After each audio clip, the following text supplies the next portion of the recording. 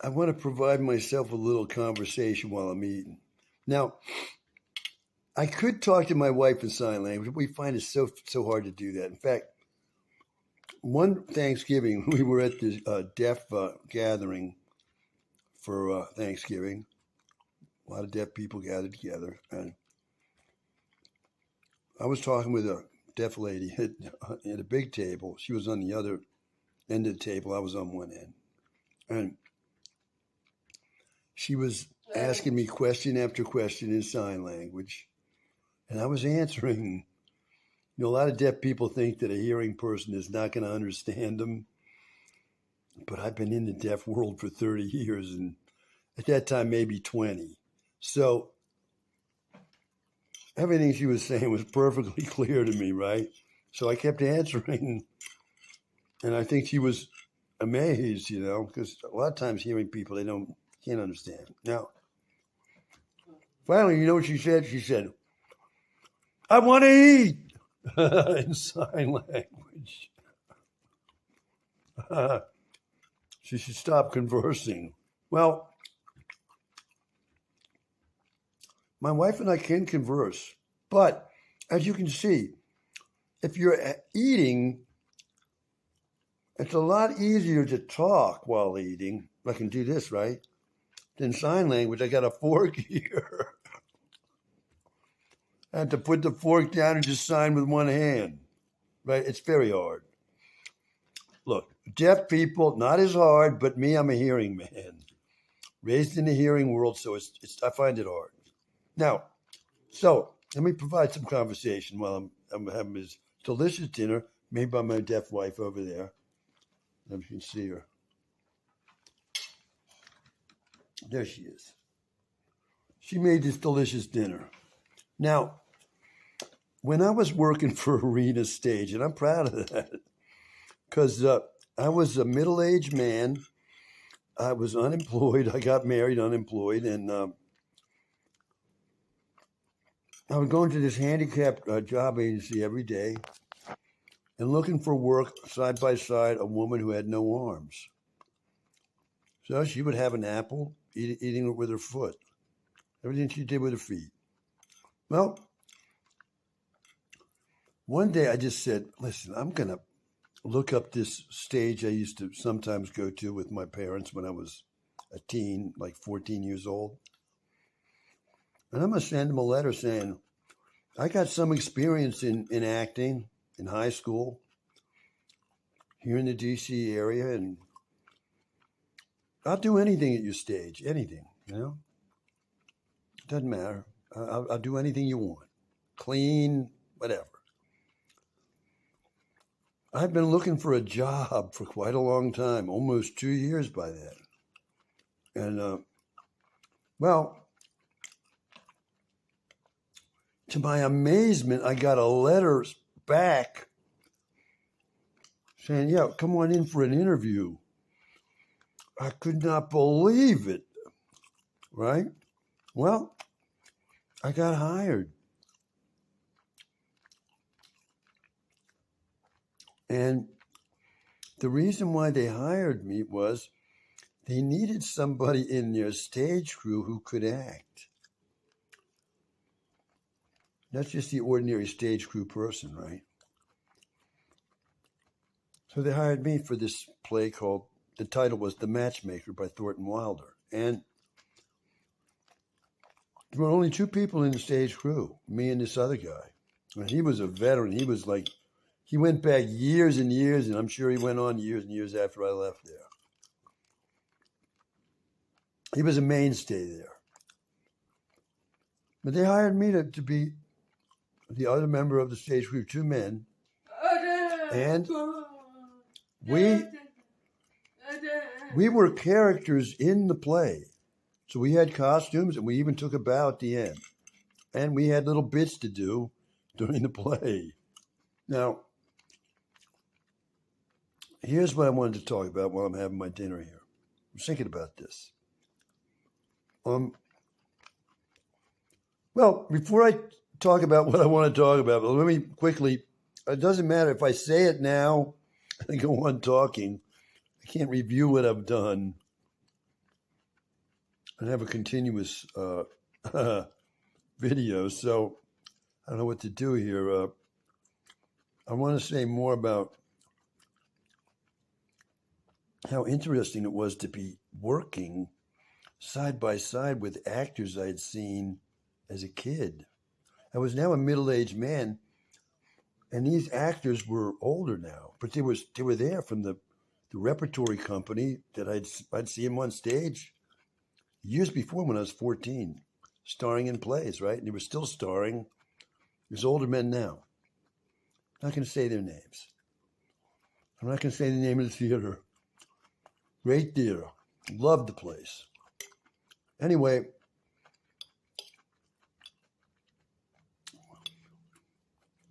good God. What was my message? Oh, yeah, okay. So I'm in the Matchmaker. And at this point in the play, I'm a waiter. And another time I was a clerk. Pretty much the same costume, but little variations. Now,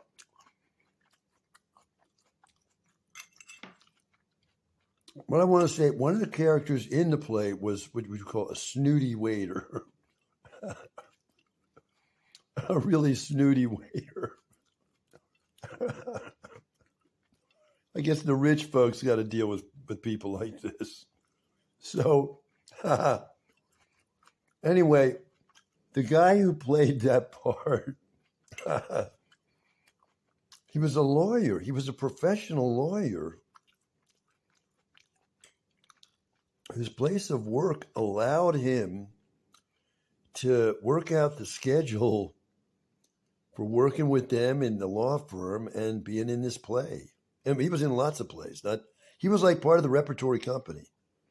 So he wasn't in just this play. He was in lots of plays. Well, this guy was an outstanding actor. So as snooty waiter, I thought he was hilarious. So I was in the play. And in this one scene, he brought me something. He's in the midst of serving some people. He comes over on my side of the stage and hands me something, right? Anyway,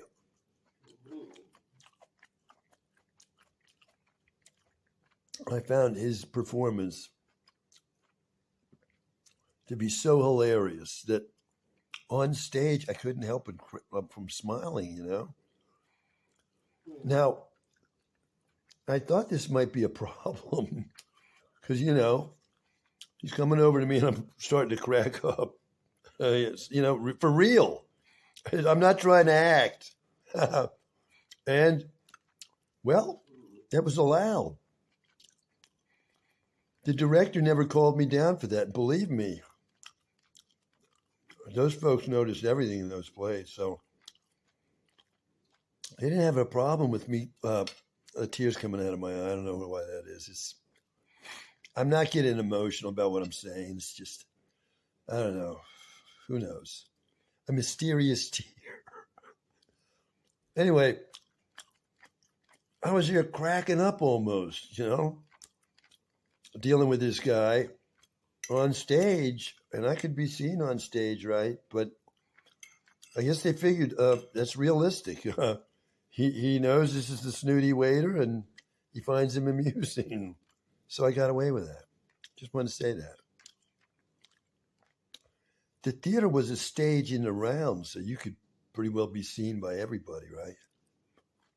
And I was afraid I was going to get in trouble for that, but I didn't. So I guess they felt, yeah, that works. He's smiling like that, not a problem. But it was real. I wasn't trying to act. I was really cracking up. This guy was so funny. As snooty waiter, oh my God. You can see I'm still laughing with the memory. He was hilarious. I'm not done with my dinner, so let me reminisce a little more. When I was working for that play, one night I was going to go to work at the stage, right? And I come out to my car, and I see I got a flat tire. And I never ever wanted to be late for work. I would always want to be early. So I was like, oh my God. So I get my tire iron out, and I'm trying to get the lug nuts off to change the tire, right? And I cannot turn those lug nuts. Well, here's the story. You remember in the movie Born on the 4th of July? Twice a black guy comes out of nowhere and helps Ron Kovic. The first time is when he's wounded in Vietnam. He's down, right? He's been shot. And this black guy comes running up out of nowhere, grabs him, throws him over his shoulder, and carries him out of danger there. Saves him from being shot up more or captured, right? Second time is much later in the movie when he's involved in demonstrations against the Republican convention. I guess it was 1968. Down in Miami, I think. And he's been pushed around in his wheelchair by an undercover secret policeman who suddenly says to him, I'm secret police and you're under arrest, you crummy slime. I'm avoiding the profanity that was in the script there. He's what? And so he's going to take Ron Kovic now to arrest him, right? So Ron Kovic shouts, hey, what are you doing? And he spills out of his wheelchair. Well, second time, a black guy comes out of nowhere, grabs Ron Kovic, and, I don't know, throws him over his shoulder or puts him in that wheelchair and gets him out of there. Twice it happens. Now, happened to me.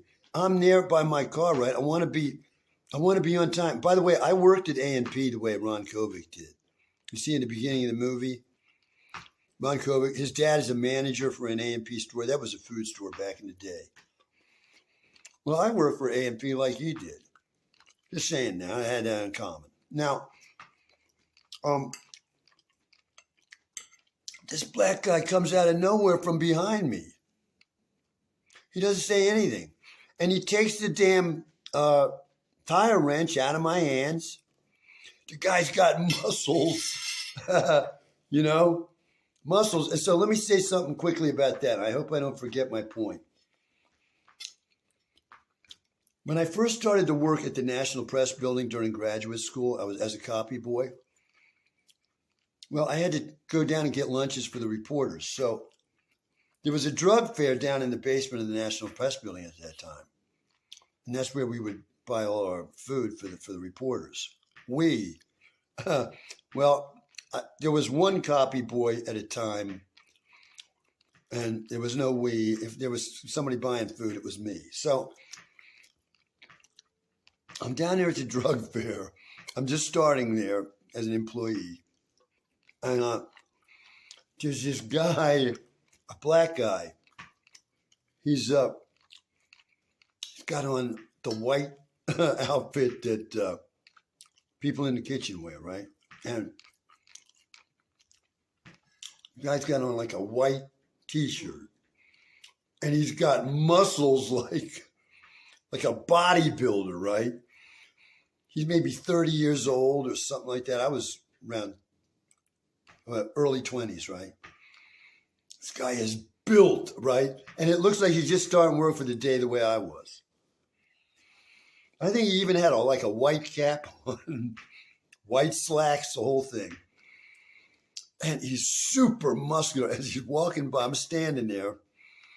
I don't know if I gave my order or I was waiting to give my order. And while he's walking by me, this is what he says. He says, I'm going to try to imitate the way he sounded as well. And I'm not mocking the guy. I'm trying to sound the way he did to me.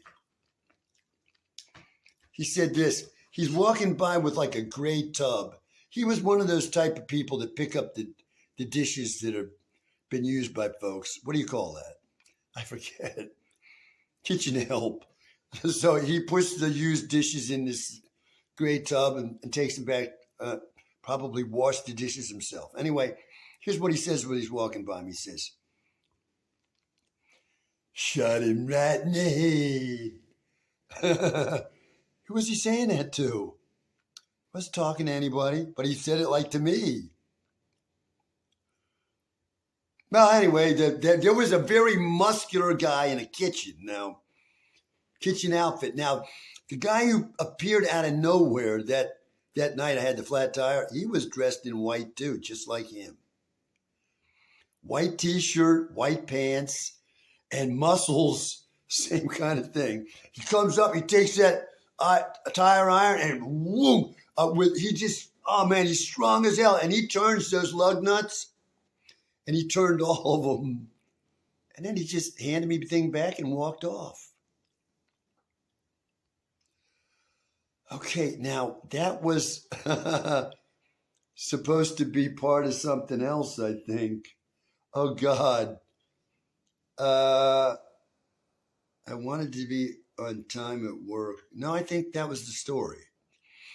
That the guy in white comes out of nowhere and helped me and then just walked off. Yeah, I profusely thanked him, but he didn't even say anything. He never said a word.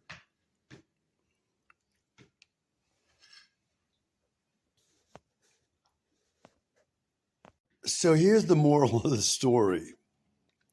If somebody does something for you that you're grateful about, they do something you're happy they've done it, and you feel good about it and you're glad they did whatever it was, I would call that help.